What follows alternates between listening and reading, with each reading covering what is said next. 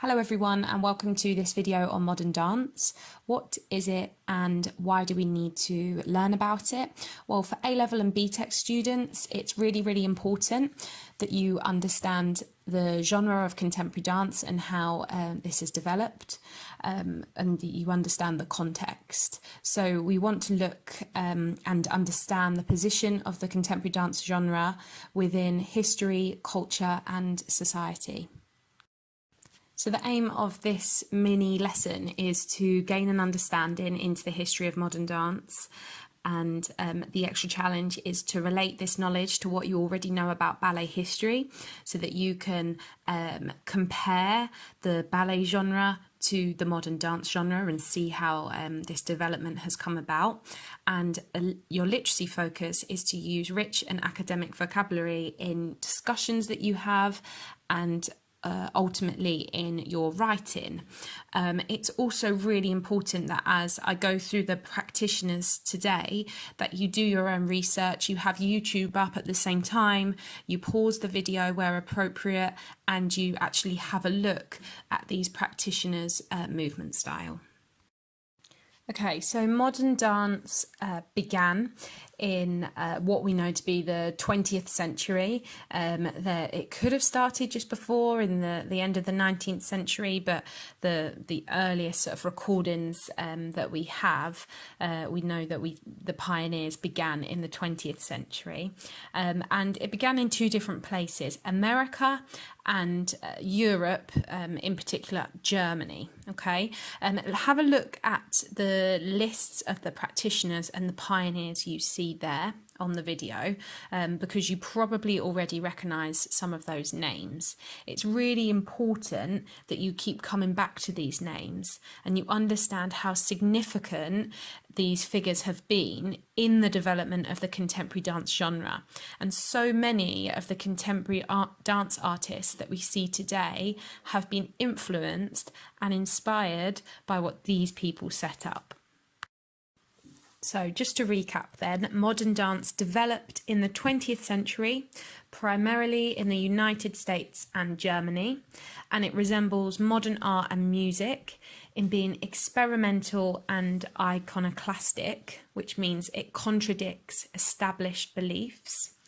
It began in the turn of the century. Its pioneers were, who we're going to speak about a little bit now, Isadora Duncan, Louis Fuller, and Ruth St. Denis in the United States, and Rudolf von Laban in Germany.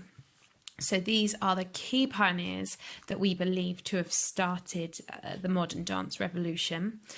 Each of these pioneers rebelled against what they believed to be the rigid formality of classical ballet and against the banality of show dancing. So that means that they thought that show dancing lacked originality.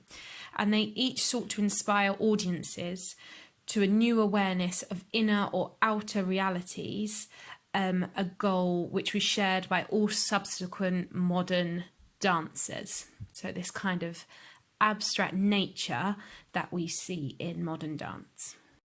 Let's now look at Isadora Duncan, Louis Fuller and Ruth St. Denis in a little bit more detail, so pioneers of modern dance in America. Isadora Duncan is considered the founding mother of American modern dance. She was largely self-taught and she shocked audiences and delighted them at the time with her free dance. So she was very free in the way that she moved. She spoke of her dancing not as entertainment but as art with a high moral purpose. And her vocabulary was simple but performed with a musicality, dynamic subtlety and charisma that made it really powerfully expressive. She was truly revolutionary because she discarded the corset, the slippers and tutu of the conventional ballet dress, adopting instead tunics that freed the body and revealed its movement. She'd wear only a simple tunic, like many of the Greek vases that inspired her dances, and she weaved and whirled in flowing natural movements that emanated, she said, from the solar plexus. So that is Isadora Duncan. She's inspired so many practitioners since. How about you do a little bit of your own research to see what dancers she has really influenced? Okay, so Louis Fuller was not just a pioneer of modern dance, but she also achieved international distinction for her innovations in theatrical lighting as well. She developed a form of natural movement and improvisation techniques that were used in conjunction with her revolutionary lighting equipment and translucent silk costumes. So you'll have to have a look at some video clips of her on YouTube to get more of an idea of her movement style. Most of the movement was performed with the arms, as she had minimal dance training, and she emphasized visual effect rather than storytelling or expressing emotion. So that's Louis Fuller. So Ruth St. Denis had a real profound influence on the course of American modern dance, particularly through the company that she created, Denishawn, which was the first major organised centre of dance experiment in the country.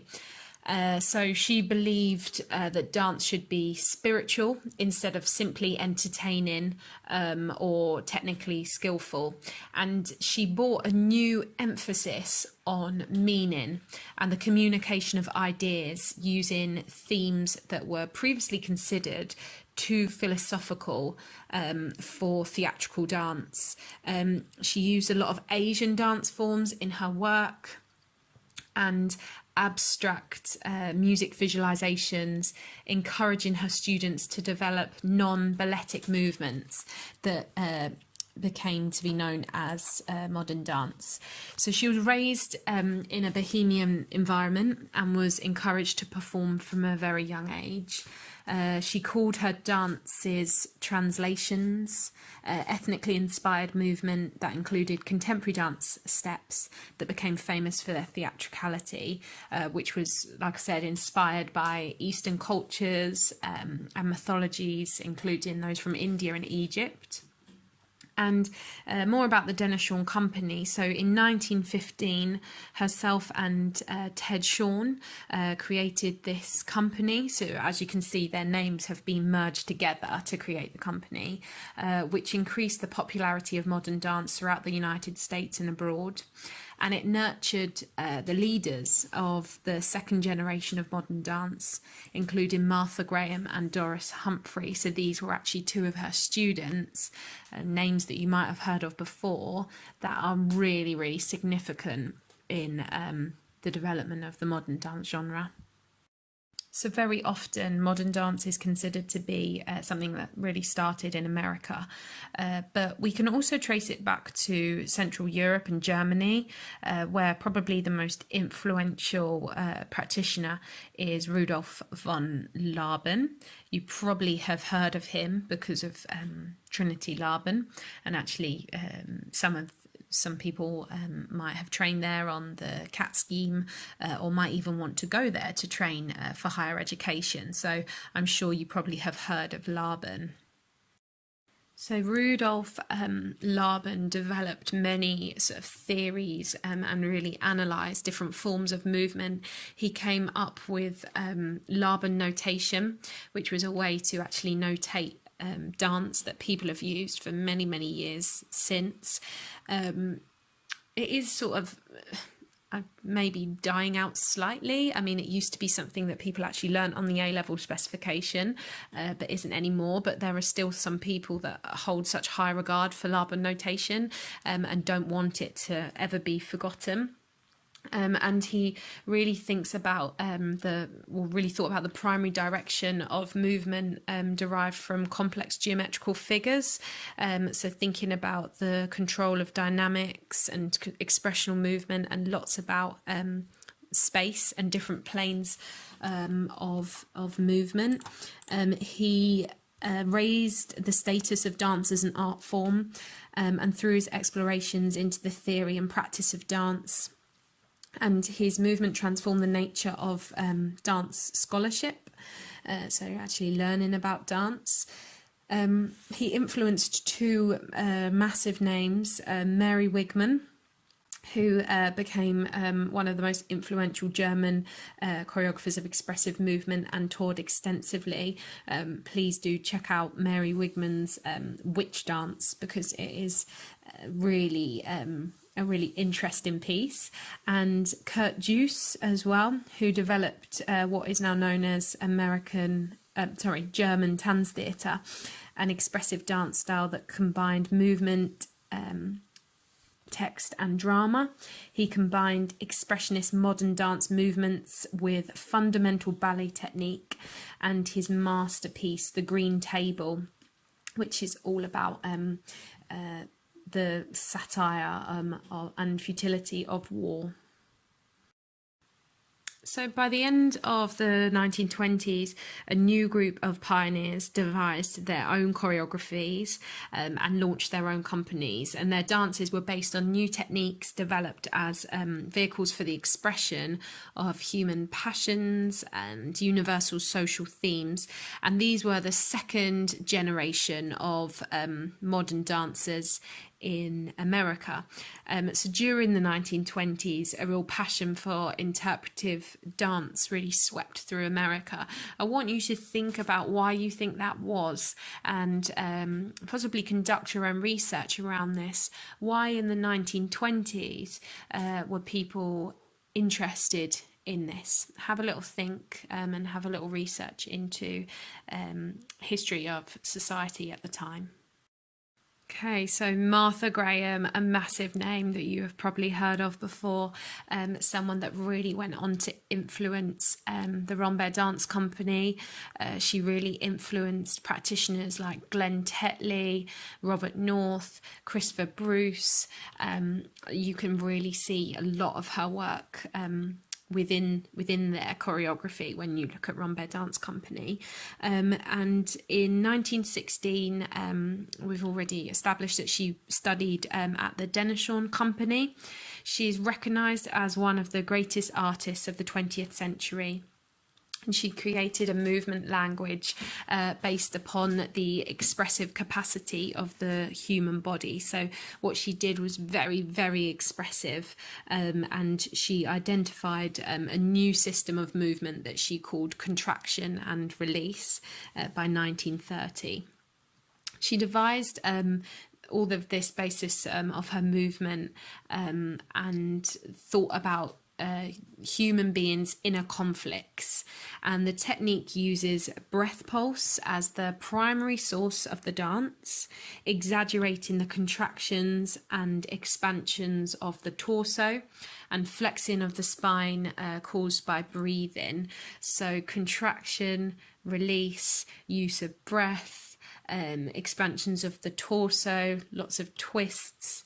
And this method of muscle control gave Graham's dances a hard, angular look that really contrasted with the smooth, lyrical bodily motions of Isadora Duncan and Ruth St. Denis. So you can see how this movement, this modern dance language, has really started to develop and change, and lots of people had their own, were starting to develop their own versions of the dance form.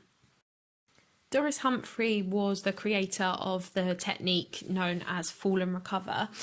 She also studied at the Denishawn School in Los Angeles, where her teaching and creative abilities were quickly recognised. And in 1928, she left the company to set up her something of her own, where she inspired later practitioners such as Jose Limon, who was one of her students.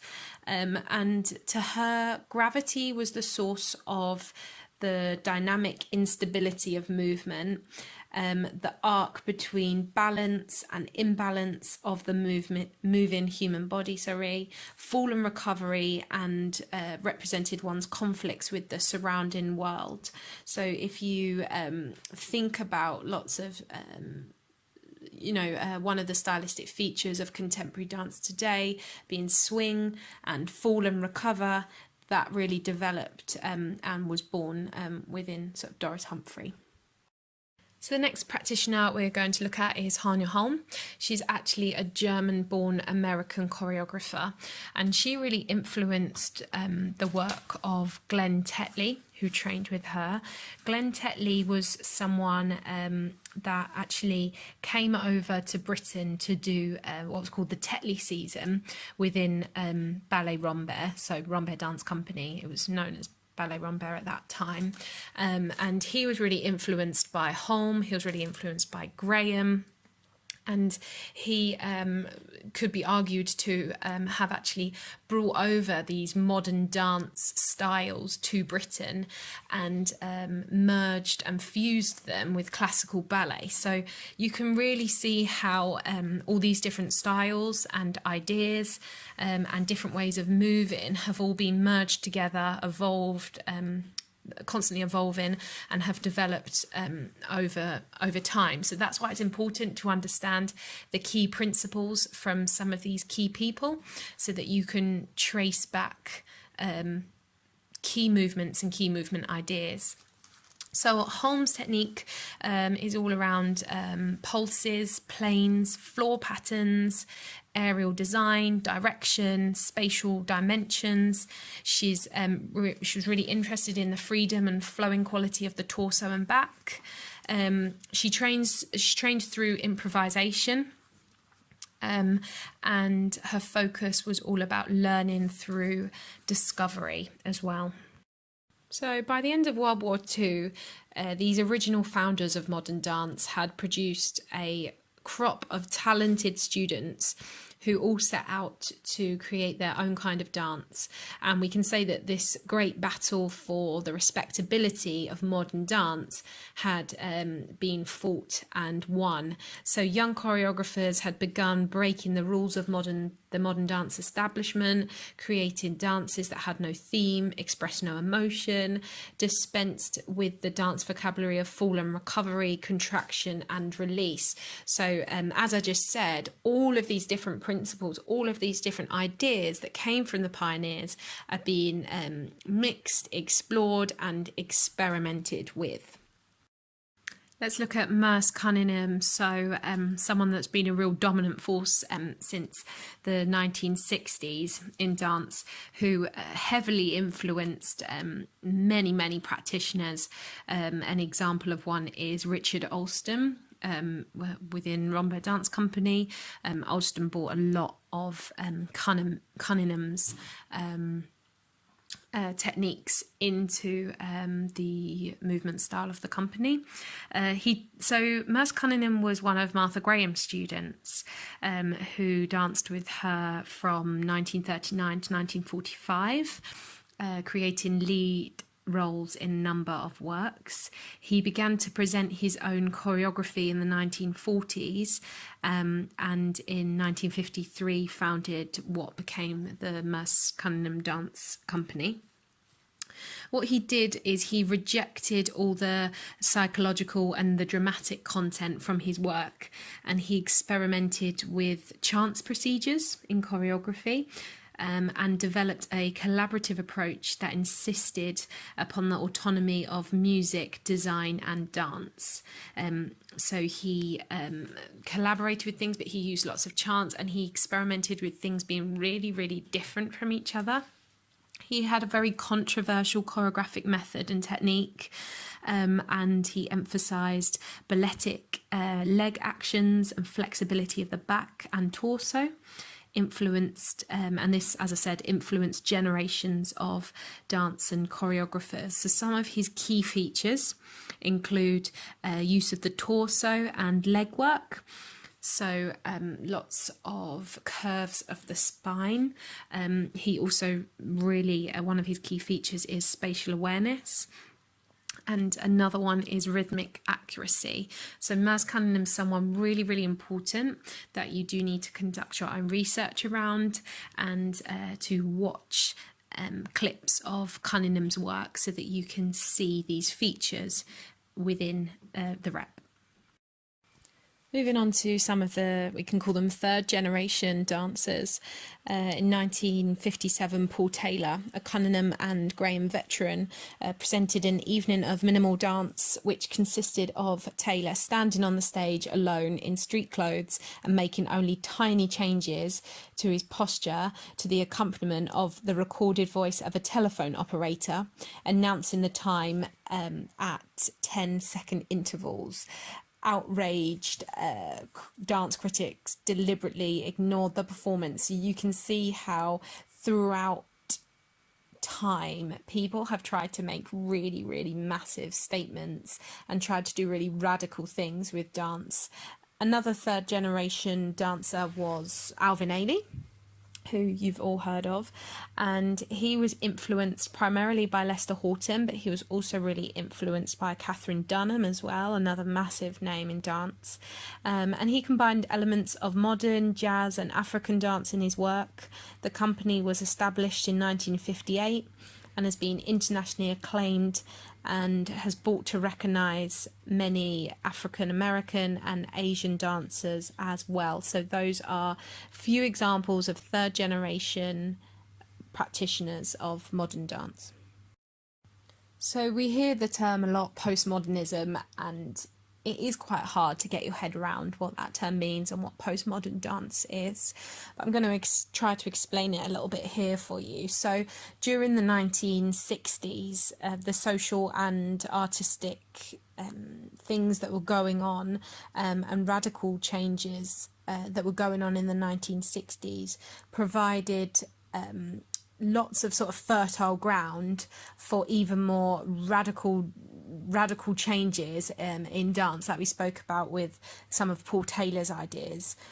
Postmodern dance, like postmodernism in architecture or visual art, refers to a period of avant-garde activity, which means new and experimental ideas and methods in art, responding to and reacting against modernism. So this means in order to understand postmodern dance, we need to understand modern dance, which I have explained earlier. So the earlier generations associated with modern dance that we spoke about, such as Isadora Duncan, Martha Graham, had moved away from ballet and classical ballet and its precise and disciplined vocabulary towards an understanding of dance as an authentic and spiritual expression. By the 1960s, however, this expressive version of dance no longer seemed relevant, so lots of people were trying out different things. The Judson Dance Theatre emerged as a group of artists seeking to challenge the status quo and reimagine avant-garde dance for a new generation. So in place of the spiritual and psychological, instead they celebrated improvisation techniques more, the unidealized physical body and everyday movements in their work. So again, we're seeing how dance has developed over time and how lots of different ideas have influenced what we see today. By the mid to late 20th century, distinctions among modern dance, ballet and show dancing were not as rigid as they had once been. Choreographers started to combine more forms together in different styles. So Anna Sokolow, who is a massive influence on Christopher Bruce, one of your key Rhombe dance practitioner, and she was part of the Graham Company. She brought her modern dance technique to the Broadway stage, as did Hanya Holm, choreographer of Kiss Me Kate and My Fair Lady. The dance style that had evolved in musicals usually combines elements of modern dance, modern ballet, and the jazz dance that is based on Afro-Caribbean dances and roots. And by the mid-1970s, you've got someone like Pina Bausch, who sought to break down the traditional boundaries between theatrical forms by combining movement, environment, fragmented narrative and sound. And she was one of the most innovative performers in European theatre in the 1980s. And someone like Pina Bausch really heavily influenced Sidi Larbi Chikawi, Yasmin Vardaman. So we can see a lot within their works today where those influences have come from. And she was inspired by someone like Kurt Jooss, who the one that created the Green Table. We're obviously now in the 21st century, so I want to leave you with thinking about how does the contemporary dance world look today. So drawing on all of that information from modern dance pioneers and practitioners and the development of the modern dance contemporary genre, what have certain practitioners now taken? How have they been influenced by these people? What are the latest developments that you can see now when you think about contemporary dance in Britain today? Okay, so I'm going to leave you with that question. For furthering your knowledge, we've probably watched it before and I'm sure you've seen it plenty of times, but I think it's always a good place, always a good thing to go back to, which is the Dance Rebels documentary on YouTube. It's a really excellent documentary. It's about an hour and a half long, but it has so much more information on there and brings everything to life a little bit more. All right, thank you.